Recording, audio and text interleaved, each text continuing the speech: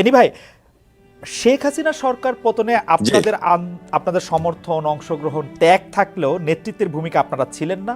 গত 10 বছরে বিভিন্ন সময় সরকার পতনের ডাক দিলেও তাতে সফল হননি। ছাত্ররা যা করে দেখিয়েছে আপনারা তা পারছিলেন না কেন? এই নিয়ে আপনাদের কোনো আত্মমূল্যায়ন রয়েছে কিনা? এনি ভাই।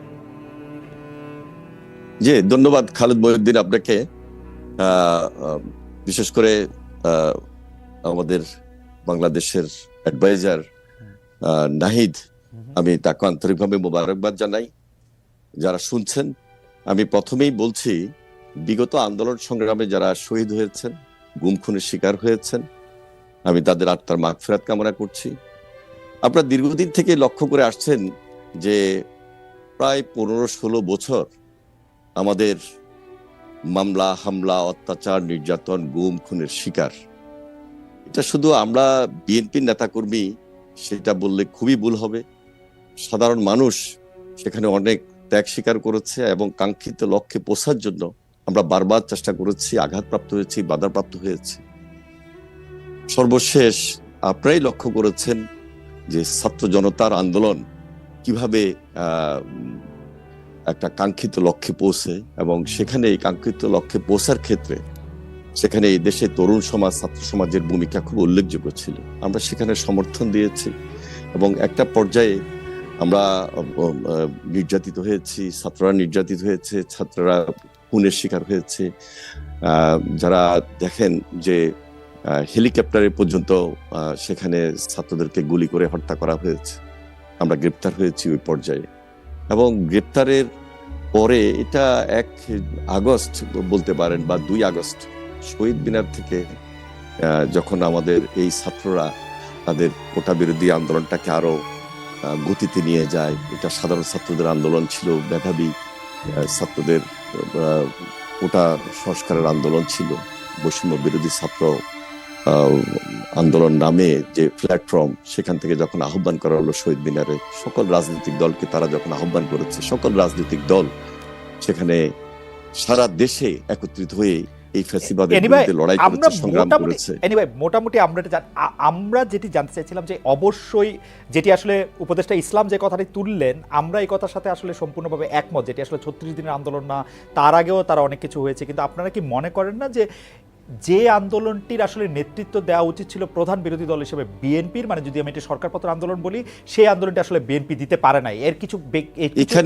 এখানে আসলে আমি পক্ষপাতী না। জি, আমি কেন পার্ট করব?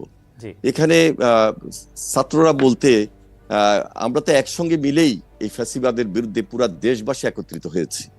সুতরাং এখানে ছাত্র যে জনতার যে আন্দোলন, সেখানে আমার ভাইয়েরা নেতৃত্ব দিবে, এটাই স্বাভাবিক। যুবকরা, ছাত্ররা নেতৃত্ব দিবে, এটাই তো স্বাভাবিক।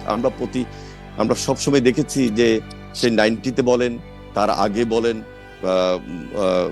সেই স্বাধীনতার সময় ছাত্ররাই তো অগ্রণী ভূমিকা পালন করেছে। কাঙ্ক্ষিত লক্ষ্যে পৌঁছতে হলে আমাদের টার্গেটটা কি ছিল? দেশকে রক্ষা করা, দেশের জন্য আন্দোলন করা, দেশের জন্য সংগ্রাম করা, ফ্যাসিবাদের বিরুদ্ধে লড়াই করা।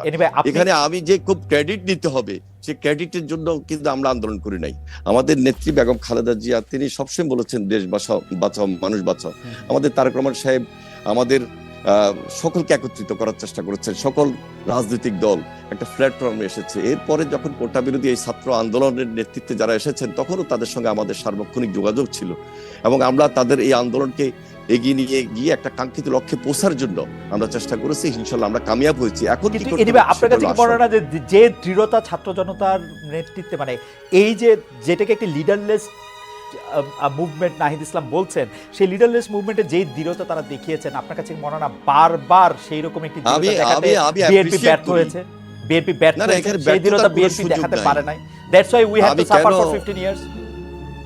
না, আমরা দেখুন, এরশাদের বিরুদ্ধে আমরা আন্দোলন করেছি 9 বছর। তখন তো আমরা বলি নাই যে আমরা সকল রাজনৈতিক দল ব্যর্থ হয়েছি। এখানে শুধু বিএনপির আন্দোলন ছিল না, দেশবাসীর আন্দোলন ছিল। সে আন্দোলনে ব্যর্থ হওয়ার কোনো সুযোগ ছিল না। আন্দোলনে একটা ভাইব্রেশন ছিল এবং এটা একটা স্তর ছিল। এই ভাইব্রেশনে একটা কাঙ্ক্ষিত লক্ষ্যে পৌঁছার জন্য আমরা ছাত্র জনতা যখন ঐক্যবদ্ধ হয়েছি এবং আমরা এই আন্দোলনে যখন ত্যাগ স্বীকার করতে করতে একটা পর্যায়ে এসেছি, ছাত্ররা আমাদের আন্দোলনের গতিবৃদ্ধি করেছে, সুতরাং এখানে পার্ট করার কোনো প্রয়োজন নাই, তাদের সঙ্গে আমার আমাদের মনে কোনো হয় যে- কম্পিটিশন নাই, আমরা কিভাবে দেশটাকে গড়বো সেটাই হলো এখন আসল। আমার মনে হয় যে এটা আপনি একদম খুব চমৎকার ভাবে বলেছেন।